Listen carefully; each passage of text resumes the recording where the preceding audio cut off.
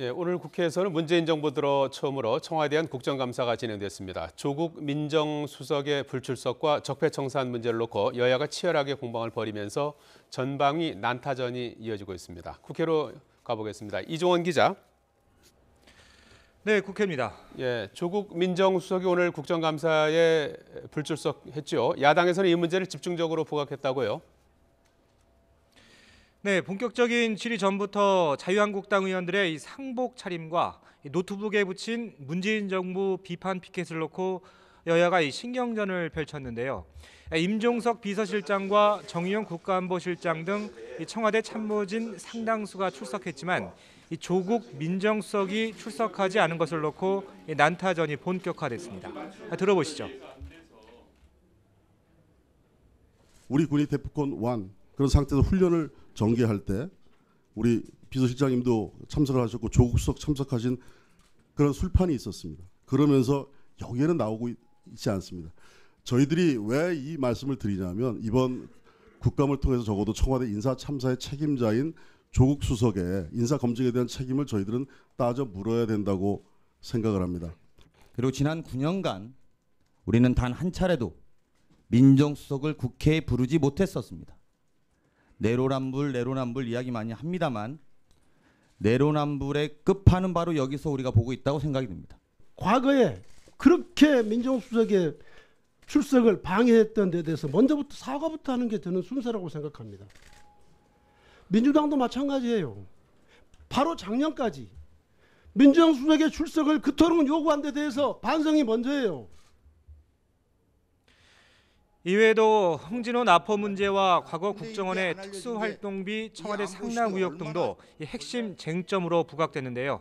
계속 들어보겠습니다. 북한에 주기 위해서 배에 달러 싣고 간 거 아니냐? 억류됐다가 풀려난 선원들이 이렇게 젊고 이런데 혹시 트럼프 대통령 올 때 이거 테러하기 위한 거 아니냐? 이런 얘기까지 돌고 있고 국민들이 불안해하고 있는 거 아닙니까? 만약에 대비해서 계속 수색을 했고 일본과 러시아 쪽에도 저희가 그 수색을 부탁을 해서 일본 측에서도 항공기와 함정을 동원해서 같이 수색 작업을 펼쳤습니다. 검찰은 여론조사를 시행한 시기에 있었던 현기환 수석, 그다음에 대금 5억 원 지불이 이루어진 8월경 정무수석이었던 김재원 의원에 대해서 철저한 조사가 이루어져야 본다는데 실장님 생각은 어떠세요? 검찰에 이미 조사가 진행되고 있기 때문에 관련 사실에 대해서 검찰이 명백한 수사가 이루어질 것으로 기대하고 있습니다. 자, 국정감사 과정에서 또 임종석 비서실장과 야당 의원 사이에 고성이 오갔다고 하는데요. 어떤 부분이 쟁점이 된 겁니까?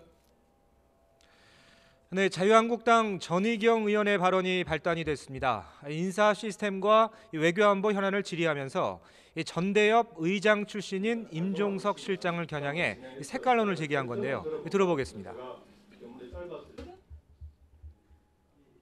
전대협에서 얘기한 이 진보적 민주주의는 헌법재판소에서 통진당 해산 판결의 주요 이유였습니다. 이것이 북한식의 사회주의를 추종하는 것이다.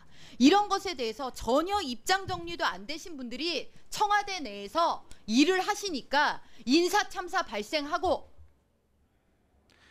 여기에다 문정인 통일외교안보특보와 김상곤 부총리 등의 발언을 보면 북한의 대변인으로 보인다는 말까지 나오자 임종석 실장도 물러서지 않았습니다.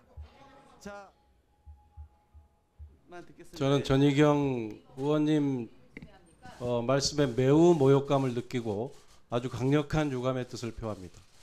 5공화국, 6공화국 때 정치 군인들이 광주를 짓밟고 민주주의를 유린하고 할 때 제가 의원님께서 어떻게 사셨는지 살펴보지는 않았습니다. 그게 질입니까? 의원님, 그게 질입니까 그럼? 잠깐만요. 매우 유감입니다. 국민의 대표답지 않게 질의하니까 그렇죠. 결국 이 문제를 놓고 여야가 충돌하면서 한때 파행 위기에 몰리기도 했는데요.